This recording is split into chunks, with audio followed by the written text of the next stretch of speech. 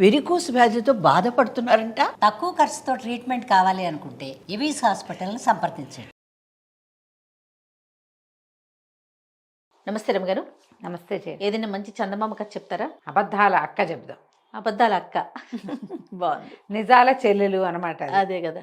పూర్వం అట మణిపురం రాజ్యానికి యువరాజు విజయుడు, మంత్రి కుమారుడు మహేంద్రుడు, వీళ్ళిద్దరూ మంచి ఫ్రెండ్స్ అట. అయితే వీళ్ళు ఏం చేశారు, ఒకరోజు వేటకు వచ్చారు.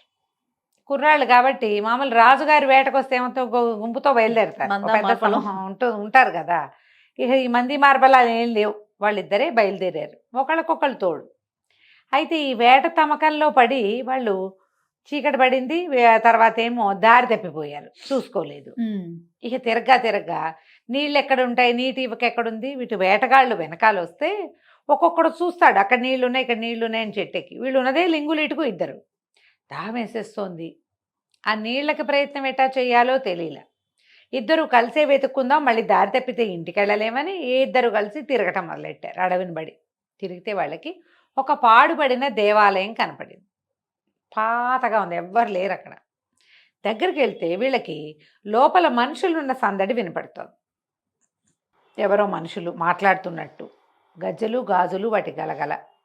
తలుపు కొట్టారు. తలుపు కొడితే తలుపు తీశారు. ఎవరో తీరా చూస్తే ఓ ఇద్దరు అమ్మాయిలు ఉన్నారు అక్కడ. చక్కగా అందంగా చిలకల్లా ఉన్నారు, వయసులో ఉన్న అమ్మాయిలు. పాత మాసిపోయిన బట్టలు వేసుకుని ఉన్నారు. ఆశ్చర్యపోయారు. ఎవరు ఏమిటి అని కనుక్కుంటే వీళ్ళు చెప్పారు, నేను రాజకుమారుని విజయుడిని, ఇతను మా మంత్రి గారి అబ్బాయి మహేంద్రుడు. అడవిలో దారి తెప్పాం, కాసిన మంచినీళ్ళు కావాలి అని అడిగేసరికల్లా సరే అమ్మాయిలు ఇద్దరు లోపలికి వెళ్ళారు. పెద్ద పెద్ద జడలు వాళ్ళు చక్కగా ఉన్నారు. లోపలికి వెళ్ళి కాసిన అడవి పళ్ళు ఏవో పట్టుకొచ్చారు. తేనె తెచ్చారు కొద్దిగా ఒక కప్పుతోటి.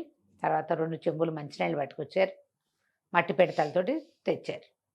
వీళ్ళిద్దరూ మంచినీళ్ళు తాగి ఆ 2 పళ్ళు నోట్లో వేసుకుని తేనె కాస్త పుచ్చుకునేసరికి ఓపిక వచ్చింది. మధ్యాహ్నం నుంచి ఎండను బట్టి తిరుగుతున్నారు కనుక.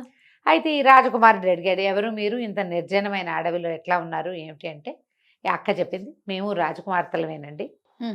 మరి ఒక రాక్షసి, ఒక ఆవిడ ఒక రాక్షసుడి కోసం పెళ్లి సంబంధాల కోసం వచ్చి మమ్మల్ని ఇద్దరిని ఎత్తుకుపోయింది, తీసుకొచ్చేసింది. మా నాన్న ఎంత బతిమలాడిన ఆవిడ వదలలేదు. మేమేమో తప్పించుకుని ఇందులోకి చేరిపోయాం, ఈ గుళ్ళోకి. గుడి కాబట్టి రాక్షసి రాదు. ఇంకా ఈ దారి ఎలా వెళ్ళాలో తెలీదు. మా నాన్నకి చచ్చే భయం రాక్షసి అంటే. ఆయన మా కోసం ఏ ప్రయత్నం చేయాలి, ఆయన ఊళ్ళో ఉండిపోయాడు. తప్పించుకుని అక్కడికి ఎలా వెళ్ళాలా అని ఆలోచిస్తూ మేము ఇక్కడే ఉండిపోయాం. ఏదో అందని కాయ కసరు తింటున్నాం, మేము తలుపులు వేసుకుని లోపల ఉంటున్నాం అని చెప్పింది. చెప్పేసరికల్లా ఈ మంత్రి కుమారుడికి, రాజకుమారుడికి విపరీతంగా నచ్చింది ఆ అమ్మాయి. ఆ మాట్లాడే పెద్ద పిల్లేమో కుసుమావతి పేరు, అక్కయ్య. పక్కన నిశ్శబ్దంగా వస్తువులు మాత్రమే అందిస్తూ బొమ్మలా నుంచున్నదేమో కమలాక్షి చెల్లెలు. బాగా ఆలోచించుకుని మంత్రి కుమారుడిని పక్కకి తీసుకెళ్ళాడు. ఏమో వీళ్ళు ఏదో రాజకుమార్తెలు అని చెప్తున్నారు, ఈ పిల్ల నాకు మహా నచ్చింది సుమి, తీసుకుపోయి పెళ్లి చేసుకుంటే ఎలా ఉంటుంది అని అడిగాడు. మంత్రి కుమారుడు అన్నాడు, నీతో మాట్లాడిన అమ్మాయిని నువ్వు చూసావు, మాట్లాడకుండా ఉన్న అమ్మాయిని నేను చూశాను, ఆ అమ్మాయి కూడా మహా బాగుంది, మరి ఆ పిల్లని నేను చేసుకుంటాను, అక్కా చెల్లిని చేసుకుందాం, మన ఇద్దరు మిత్రులం కదా, తీసుకుపోదాం పట్టన్నాడు. సరే ఇద్దరు మళ్ళీ వచ్చారు. మాట్లాడుకుని, అమ్మాయి మేమిద్దరం పెళ్లి చేసుకుంటాం, ఇక్కడ ఎందుకు, మాతో పాటు వచ్చేసేయండి, తర్వాత చూద్దాం మీ సంగతి, మీరు ఊరెళ్తాలు గీరెళ్తాలు ఆలోచిద్దాం అనేసరికల్లా ఈ పిల్లలిద్దరూ సరేనని ఒప్పుకున్నారు. బట్టలు సర్దుకోవడానికి లేదా బట్టలు మార్చుకోవడానికి అక్కా చెల్లి ఇద్దరు లోపలికి వెళ్ళారు. లోపలికి వెళ్ళగానే కమలాక్షిని అడిగింది అక్కయ్యని, ఏమిటి అక్క అన్ని అబద్ధాలు ఆడేవు, రేపొద్దున మాట బయటపడితే ఎంత ప్రమాదం, ఇప్పుడు వాళ్ళు రమ్మంటే వాళ్ళ వెనకాలబడి వెళ్ళిపోయామంటే అమ్మాయమైపోతుందే అన్నది. అనేసరికల్లా కమలాక్షి అంది, కుసుమావతి చెప్పింది, నేనన్నీ ఆలోచించాను, అమ్మ కూడా మన చక్కగా సెటిల్ చేయాలనుకుంటోంది, రాజకుమారుడు మంత్రి కుమారుడు మనకెక్కడ దొరుకుతారే, వాళ్ళంతటా వాళ్ళు వెతుక్కుంటూ వచ్చారు లోపలికి, సిరిడా మోకాలు అడ్డకు, అమ్మాయమైపోతుందని ఆలోచించద్దు అసలు, అమ్మ కూడా ఇదే కావాలి, ఎక్కడో చోట మంచి చోట మన పడేయటమే కదా కావాలి, శుభ్రంగా రాజప్రాసాదంలోనూ మంత్రిగారి భవనంలోనూ ఉంటాం మనం, అమ్మాయినా ఇదే కోరుకుంటుంది, మాట్లాడకుండా బయలుదేరిన బదు. ఇంతకీ ఏమిటి సంగతి, వీళ్ళేమి రాజకుమార్తెలు కాదు, ఈ దేవాలయం ఉన్న అడవికి బాగా ఎగువనున్న ఒక పల్లెటూరులో వాళ్ళు. ఆ పిల్లల తండ్రి ఒక ధనవంతుడి దగ్గర పెద్ద మొత్తంలో అప్పు తీసుకున్నాడు, వ్యాపారంలో పెట్టాడు, వ్యాపారం పోయింది, ఆయన అప్పు తీర్చలేకపోయాడు. ఆ ధనవంతుడు నీ పిల్లలిద్దరిని నాకు ఇచ్చి పెళ్లి చేయమని మొదలుపెట్టాడు. ఇద్దరు పిల్లలు అప్పటి కాలంలో ఉండేది, ఇద్దరిని ముగ్గురిని చేసుకునేవాళ్ళు. ఈ పిల్లల్ని ఇచ్చి పెళ్లి చేయలేక ఆయన 50 ఏళ్లవాడు, ఈ పిల్లలు 16, 18 ఏళ్ల పిల్లలు. తండ్రి గుండెపోటు వచ్చి ఆయన కాస్త మరణించాడు.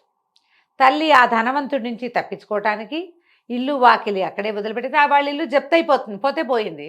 పిల్లల్ని మాత్రం లేవదీసుకుని ఆవిడ ఆ అడవులన్నీ దాటుకుంటూ ఈ అడవిలోకి వచ్చింది. ఇక్కడ ఈ పాడుపడిన దేవళం ఉండి ఎవ్వరూ మనుషులు లేకపోవడంతో లోపల నుయ్యి ఉంది.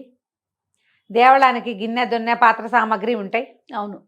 మరి ఈ సామాగ్రితోటి దొరికిందేదో వండుకుని పిల్లలిద్దరిని అక్కడ దాపెట్టుకుని ఉన్నది ఆవిడ. చెరుకో మూట బట్టల మూట తెచ్చుకుని అక్కడ ఉన్నారు వాళ్ళు.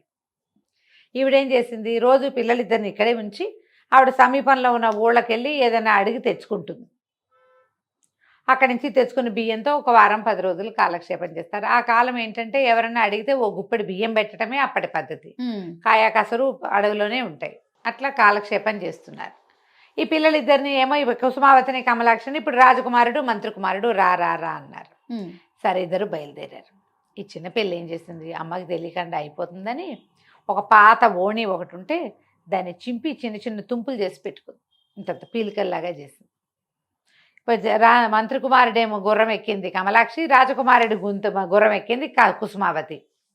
ఆ గుర్రం ఎక్కి వెళ్తూ ఈ పిల్ల ఏం చేసింది, తను తెచ్చుకున్న సంచులోంచి ఒక్కొక్క గుడ్డ ముక్క లైన్గా వేసింది.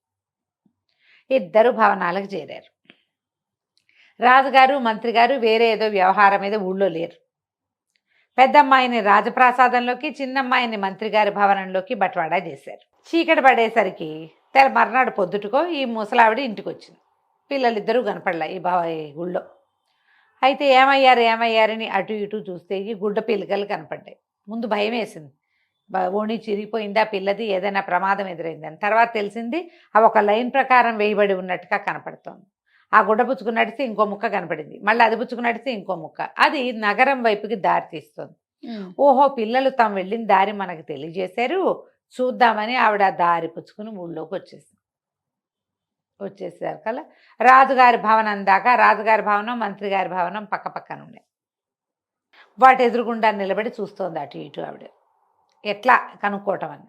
ఇంతలో ఏమైంది, ఈ రాజుగారి భవనంలో చేరి ఉన్న కుసుమావతి కిటికీలోంచి తల్లిని చూసింది.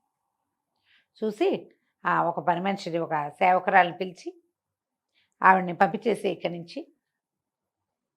ఆవిడ అడుగుతుంది, మాకు తన కూతుళ్ళని అదని మాట్లాడద్దు, పంపించి అవతలకి అనేసరికి ఆ అమ్మాయి వెళ్ళి, ఏమిటమ్మా ఇక్కడ నుంచున్నావు, పద ఇక్కడ నుంచోకూడదు, అట్లా వెళ్ళిపోవని కేకలేసి ఆవిడ అవతలకి వెళ్తుంటే మంత్రి గారి భవనం మీద మేడ మీదకి వచ్చిన కమలాక్షి తల్లి గురించి ఆలోచిస్తోంది. అమ్మాయి ఏమైపోతుందో, వెతుకుందో లేదో, తెలిసిందో లేదో, అర్థమైందో లేదని. కిటికీలోంచి చూసేసరికి తల్లి కనపడింది. ఆవిడ నడిచి వెళ్ళిపోతుంది. ఏంటనే ఒక పని మనిషిని పిలిచి కేకేసి ఆ వెళ్ళిపోతున్న ముసలావిడిని తీసుకురా, మర్యాదగా తీసుకురా అని చెప్పింది. పని మనిషి వెళ్ళి పరిగెత్తుకుంటూ వెళ్ళింది. అమ్మ, బిల్డింగ్లో మంత్రి గారికి కాబోయే పెళ్లి కూతురు మిమ్మల్ని రమ్మంటోంది, రండి అని తీసుకెళ్ళింది. ఆ పెళ్లి కూతురు ఎవరో ఈవిడికి తెలియదు. పైకి వచ్చి చూసేసరికి కమలాక్షి చిన్న కూతురు కనపడంగానే తల్లి పిల్ల కావలించుకున్నారు. సరే ఆవిడ ఏమంది, ఈ అమ్మాయి ఏం చేసింది, చక్కగా ఒక పూట గడిచిందిగా, అందరూ అలవాటు అయ్యారు. ఈ అమ్మాయి కాబోయే పెళ్లి కూతురు అని వాళ్ళకి తెలుసు. ఈవిడికేమో శుభ్రంగా అన్నం పెట్టించి తన గదిలోకి తెప్పించి తల్లికి, అమ్మాయి ఇంత దూరం నడిచి వచ్చావు, ఈ మంచం మీద పడుకో అని తన తలపం పక్కన చిన్న మంచం ఉంటే ఆ మంచం వేయించి ఆవిడని అక్కడ పడుకోబెట్టి. సాయంత్రానికి మంత్రి గారి కుమారుడు వచ్చాడు. గదిలోకి వచ్చాడు కానీ ఆ మంచం మీద పడుకున్న ఆవిడ పేరెత్తల అతను. ఈ అమ్మాయి చెప్దామనుకుంది. తల్లికి చెప్పింది. అక్క ఏమో ఇట్లా అంటోందమ్మా అంటే తల్లి అంది, వద్దమ్మా ఏమీ చెప్పద్దు, ఎలా జరుగుతుందో అట్లా జరగని. ఈ ఇద్దరు పిల్లలు మీ ఇద్దరిని వాళ్ళిద్దరు పెళ్లి చేసుకుంటే హాయిగా ఉండండి మీరైనా, నాదేముంది, నేను గుళ్ళోనే ఉంటా, ఏదో తెచ్చుకుని కాయకాసులు తింటాను, నేను ఉన్న నాళ్ళు ఉంటా, నాకంటే మీరు ఇంపార్టెంటు. నాకు ఏదైనా రేపొద్దున అయ్యిందనుకో మీకు దారి లేకుండా అయిపోతే అద్భుతమైన దారి దొరికింది, అక్క చెప్పిందే కరెక్ట్, అబద్ధాలు చెప్పినా కూడా అబద్ధమే చెప్పింది అయినా సరే అంటే సరే. ఆవిడేం చేసింది, పడుకుని నిద్రపోయింది. రాక మంత్రి కుమారుడు వచ్చాడు, చూశాడు కానీ మాట్లాడలా, కామ్గా ఉండిపోయాడు.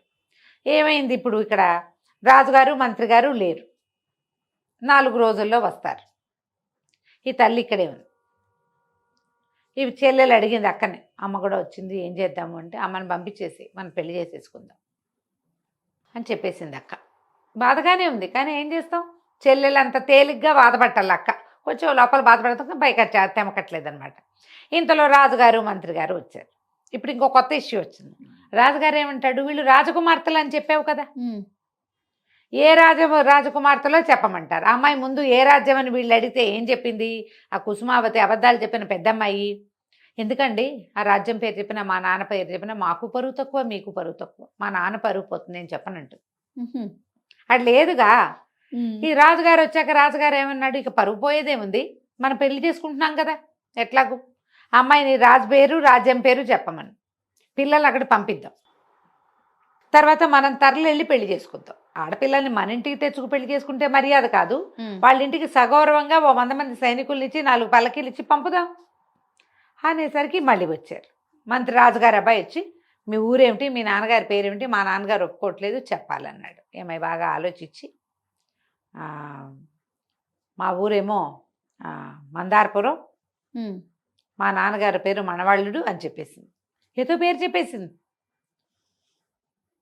మందారపురం అనేది సరే అయ్యింది. అక్కడ ఉంది అది, ఏదో ఊరే లేదు. తర్వాత మళ్ళీ మంత్రి గారి కుమారుడు కమలాక్షని చూడడానికి వచ్చాడు.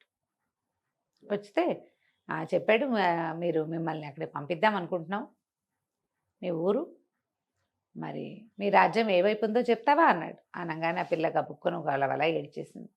మందారపురం లేదు, మనవాళ్ళు లేడు, మాది మేము అసలు రాజ కన్యలమే కాదండి, మా అక్క మమ్మల్ని క్షమించండి, మా అక్కయ్య అబద్ధం చెప్పింది, ఏ రాజ్యము లేదు, మేము పల్లెటూరు వాళ్ళం, చదువుకున్నాం అంతే, కాస్త 4 ముక్కలు, గుళ్ళో రకరకాల పుస్తకాలు ఉంటే అవి కూడా చదువుకుని మంచి భాష పట్టుబడింది మాకు, కొంతకాలంగా అక్కడే ఉన్నాము, మమ్మల్ని పంపించేసేయండి, మా దారిని మేము వెళ్ళిపోవచ్చు, కానీ దారి తప్పుతామని భయంగా ఉంది, గుడి దగ్గర దింపేసేయండి మమ్మల్ని అనేసరికి నవ్వాడు మహేంద్రుడు పక్కపక్క.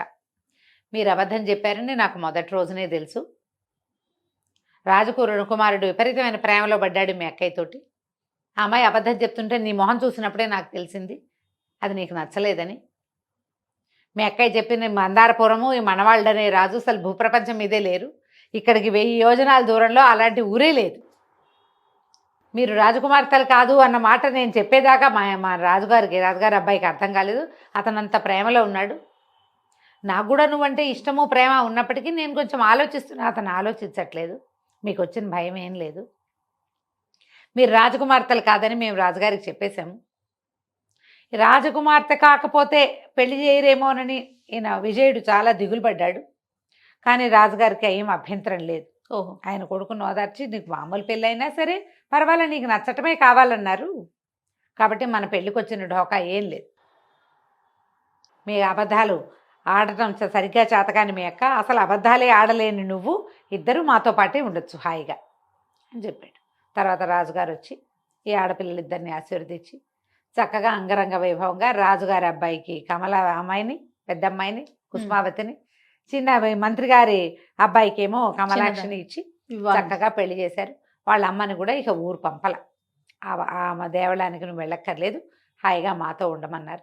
అయితే అడవిలో పురాతనంగా ఉన్న ఆ పెద్ద దేవాలయాన్ని మళ్ళీ వీళ్ళు ఏం చేశారంటే రాజుగారి అబ్బాయి మంత్రి గారి అబ్బాయి ఇద్దరు కలిసి చక్కగా బాగు చేసి పురాతనమైన మందిరాన్ని ఇక్కడి నుంచి రాజ్యం నుంచి చక్కగా రథం వేసుకుని అక్కడికి వెళ్ళేలాంటి ఏర్పాట్లు చేశారు. ఓకే, పురాతన దేవళం, దాన్ని వదిలిపెట్టుకోకూడదు, దానివల్లే మనకి పెళ్ళిళ్ళని మంచి భార్యలు దొరికారని ఆ దైవాన్ని కూడా చక్కగా ఆరాధించుకుంటూ సుఖంగా ఉన్నారు. కథ కంచికి మనం ఇంటికి. నమస్తే రమ్మగారు. నమస్తే.